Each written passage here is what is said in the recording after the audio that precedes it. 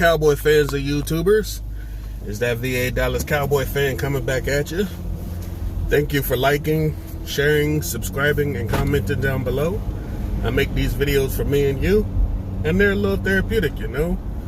We're kind of at that point where we're at a bit of a stopgap. The reports yesterday said that the team was working out a deal with Dontari Poe and that something could be imminent. A day later, we hear nothing. I don't know the source of the holdup, but the reports of them having something done imminently greatly exaggerated, apparently. Maybe they do have something in place, or maybe they're waiting for a possible way to get a physical done. Who knows? Maybe it's money. I don't know. But interesting tidbit is that although we like to think Snacks Harrison had a shot, apparently due to his own Twitter, he said that the Cowboys never even talked to him or his agents. So, we liked it, and the reports that they were interested was just that. They're interested, but they're not actually going to give him a call. I don't know why. Maybe they saw somebody else like Poe out there that they wanted a shot at, and if that fell through, Snacks might have been a plan B. I don't know. But that's how that goes right now. There's no movement. Maybe something will break today. Travis Frederick. Today, his friends and teammates, or former teammates, Zach Martin and Tyron Smith, both tweeted out their appreciation and love for him and wished him good luck in his future. I'm sure that they're going to stay connected because the offensive line were like brothers, man. They did everything together. It's going to be hard to replace Travis.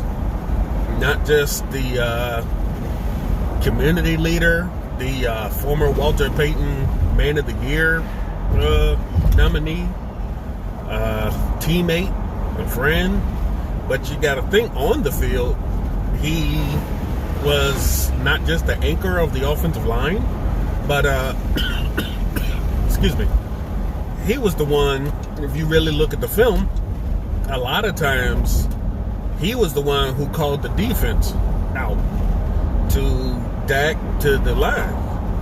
Dak has a little bit of knowledge. I know all the people who hate Dak Prescott can sit there and say, hey, the guy doesn't know how to read defenses. Well, he never had a reason to in the NFL because Travis Frederick was out here calling the defense out. Dak has the basics, hence the 2018 season when there was no Travis Frederick and stuff just looked kind of wonky, is because Dak may have called out the wrong protections.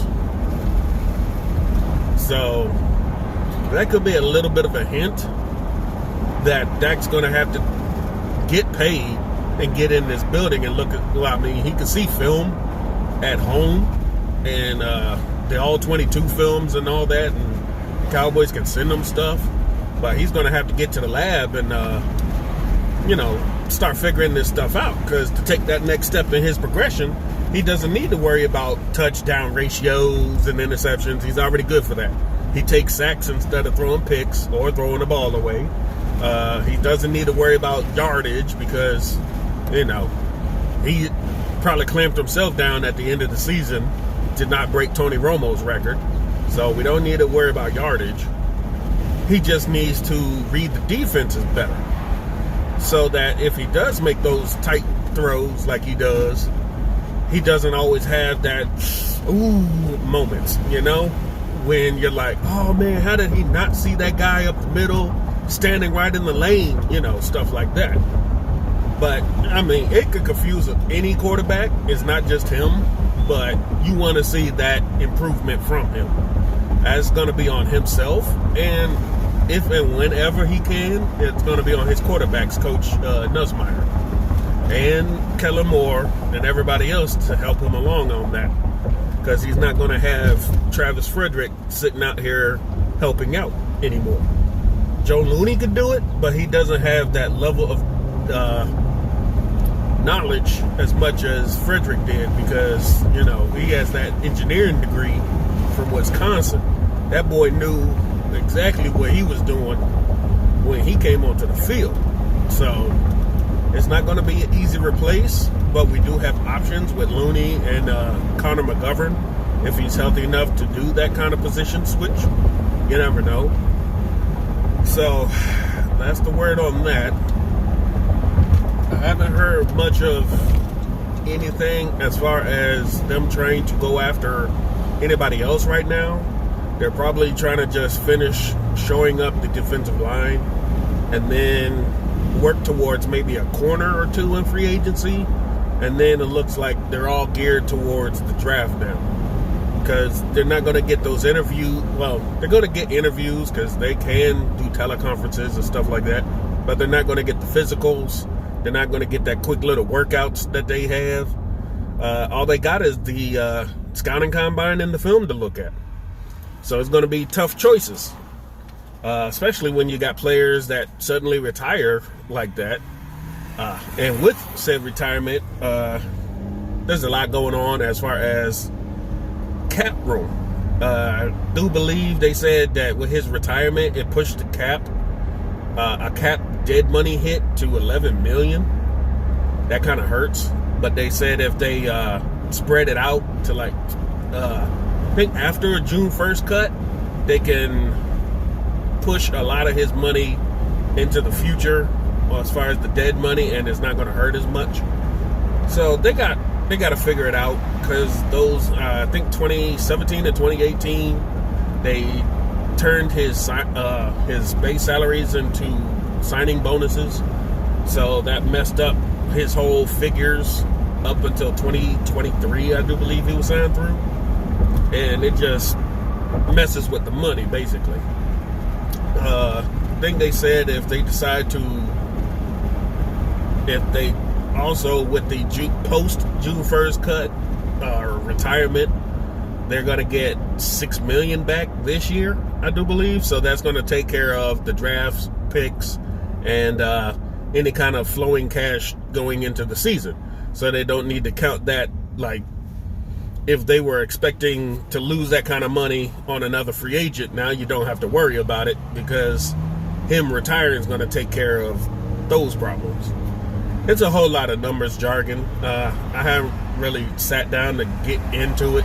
It's a lot of numbers, and with kids being out of school right now, I'm in Virginia, so my kids don't have school for the rest of the year. They won't be going back this year, till the next school year. So I'm doing a lot of sitting down and looking at numbers and angles and stuff I haven't looked at in years too. So it's a little much right now, but that's about it. I see an article that former quarterbacks coach John Kidna has a lot of love for Blake Jarwin. They think he can step up this year. They really want to see what he can do. I think with Mike McCarthy running this team and not Jason Garrett, we're going to see a little bit of a different approach with the tight ends. If we can get somebody else in the draft or undrafted free agent, or maybe we can probably do a 2 tight end set. You never know. But we shouldn't be seeing the same old complacent, always the same approach to what we see on Sundays. Because 99% of us could sit at home and tell what Jason Garrett was going to call on the next play. And those games where we won and we were blowing people out by 30 points and whatnot, you could tell that it was a Kellen Moore style day because they were doing play action. They were letting the running back go out of the backfield, stuff like that you don't see when Jason Garrett is calling the offense, even though they say he wasn't calling the offense, but you could tell. Even Troy Aikman pointed out and Tony Romo pointed out that you could see that a lot of times that we lost, you could tell that it was more Jason Garrett type of offense than Kellen Moore's version. And it's just weird how that went. But now we don't have to worry about it. We're going to see some improvements. Hopefully we got a quarterback that can start the season, if there's a season, and can totally turn this thing around with something new. it'll be a welcome change, basically. But that's all I got for now. I want to thank at least the 3 known commenters of 49er fans that came on my page to comment about the Kerry Hyder pickup. I thank y'all for commenting. I know it's more for you 49er fans, and I have no problems with that. My cousin is a 49er fan, and we talk and joke and hang out a lot. If y'all want to come on my page and talk, that's fine.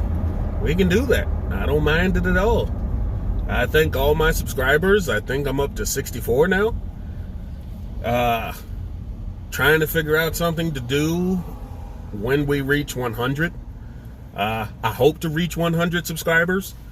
But, you know, if it happens, it happens. If it doesn't, it doesn't. I'd still like to do something special for a 100 subscriber video if it happens.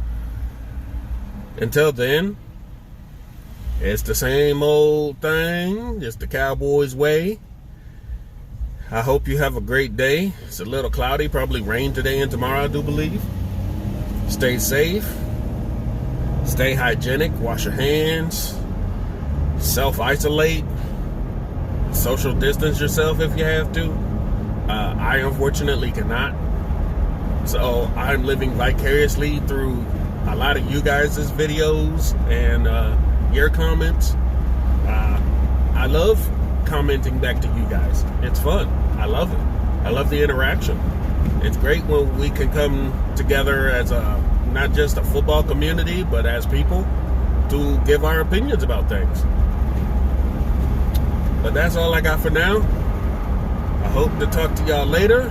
If anything happens, we'll get it to you. Y'all have a great day. Peace.